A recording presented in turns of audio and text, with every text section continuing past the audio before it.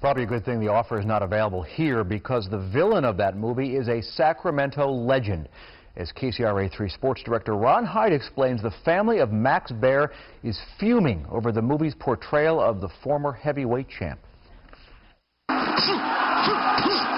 Ronnie Howard actually just used the name Max Baer and created a fictitious person to be the villain. He didn't need to do this to a man that was the total opposite of what he portrayed. Hello, this is Max Baer. Everybody knew him.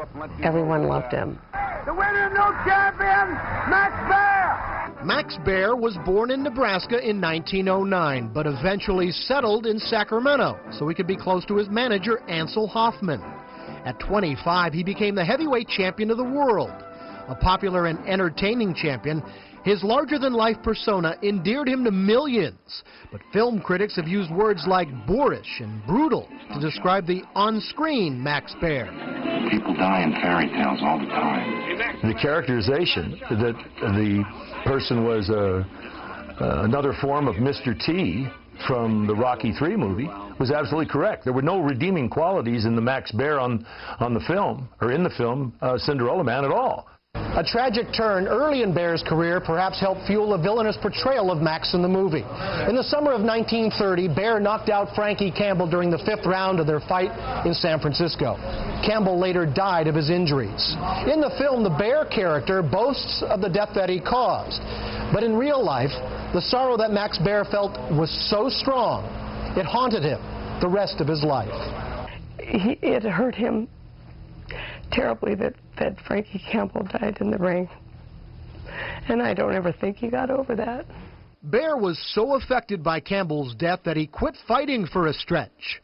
He began raising money for Campbell's family, enough to put Campbell's kids through college.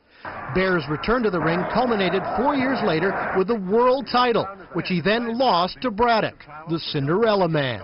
As for Ron Howard, he's been mostly silent regarding his treatment of Baer. His spokesperson released a statement saying, quote, "The script was written from the point of view of the Braddock family. To them, Max Baer was a real threat." Ron felt that was how the character needed to be drafted. Max Baer was not sadistic. He was a very fun-loving person. Local boxing historian Bill Petit of Fair Oaks knew both Braddock and Baer, as well as their families. He would not have been the type at all that's portrayed in the movie. He was just not that way. And everybody liked him, and even Cinderella Man liked him. That's one of the reasons, I believe, why Ronnie Howard never contacted me. He didn't give a damn about what I had to say, because he had already pre-designed in his mind that Max Baer was going to be a villain. And he certainly wasn't going to get a villain description from me. Coming up at 6:50, Ron will have more on the real Max Baer, including some amazing footage of him in Sacramento and how he became a hero for Jewish people around the world. And by the way, yes, you may have recognized Baer's son. He played Jethro Bodine in the Beverly Hillbillies. And here's the new heavyweight champion. How are you going to walk, Max? I'm going to walk like my old pal Dempsey when he was champion. Show you how, Ansel.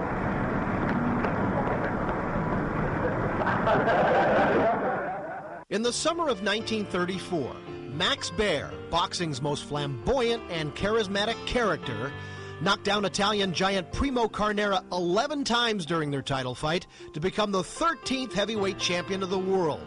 He blended style with substance, quite possibly laying the blueprint for a certain future heavyweight who would one day proclaim himself the greatest of all time.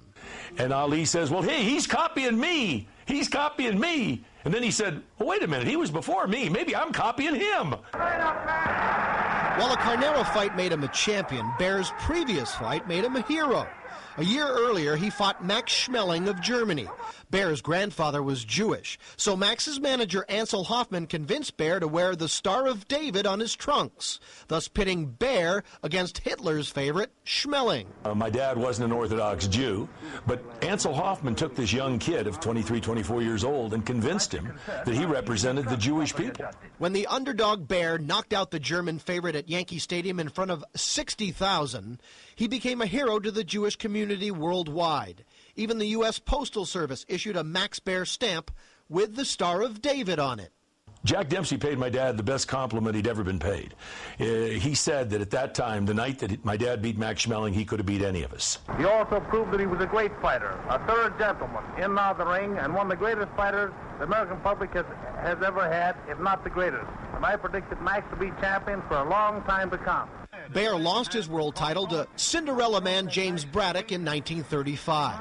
And as his career wound down, Baer settled in Land Park, where he and wife Mary raised their 3 children. There's stories going around about the 3 little pigs. This is the first picture taken of the 3 little bears. Papa Bear, Mama Bear, and little Cubby Bear. During the 1940s and 50s, Baer continued his film career. He hosted a radio show called Time for Max and did some work for a car dealership, all the while entertaining Sacramentans everywhere he went. Everybody knew him as Max. Everybody'd wave at him. He'd drive down in a convertible with his shirt off, and he's always tan. Whether he was at the grocery store or going down to the state capitol, he'd walk in the state capitol with his shirt off. I mean, he was a character.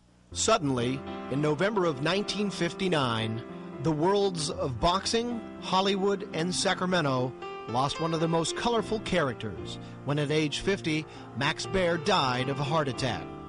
When we were driving down, following the hearse, going out to St. Mary's Cemetery, there were people lining the streets, waving goodbye and saluting my father. Joe Louis and Jack Dempsey were pallbearers. Nearly a half-century after his death, Max Baer is still contributing to the Sacramento community. A heart fund in his name has raised millions. In the South area, a neighborhood park honors our city's heavyweight champion. He had the kindest, gentlest soul, loved everyone,